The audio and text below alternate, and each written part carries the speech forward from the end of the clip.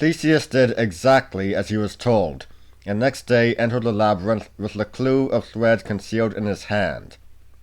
When alone, he attached one end to the lintel of the door, and unwound the thread behind him as he traced his way through the winding passages leading up and down, hither and thither, until he came to the great chamber or cavern in the centre where the dim light from above showed the monster waiting for him. The Minotaur was a fearsome creature, with a great human body and the head and neck of a bull. Its skin was as tough as the toughest leather, and a dull yellow colour like brass. When it saw Theseus, it rushed upon him, bellowing with rage and hunger.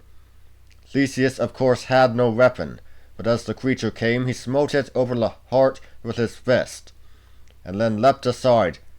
Bellowing more fiercely than ever, the Minotaur came at him again, and again he smote and sprang aside. Again and again he did this, until at last the creature began to weaken.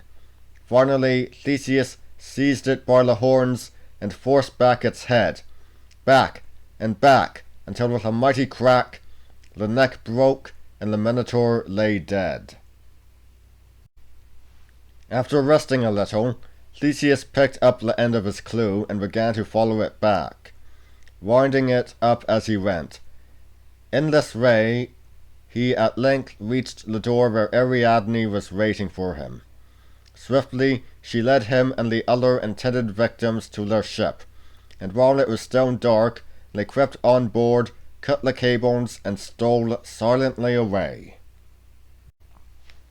They sailed over the sea towards Athens, and on the way stopped to rest on the lovely island of Naxos. This, as it happened, was specially dear to Dionysus, and there he and the satyrs were feasting and making merry at this time. Dionysus saw Ariadne as she wandered through the leafy woods, and fell in love with her dark, wild beauty. So he cast her into a magic sleep, as he so easily could by turning a spring or a stream into wine. And when she awoke, she remembered nothing about Theseus, nor how she came to Naxos, but willingly became the bride of Dionysus.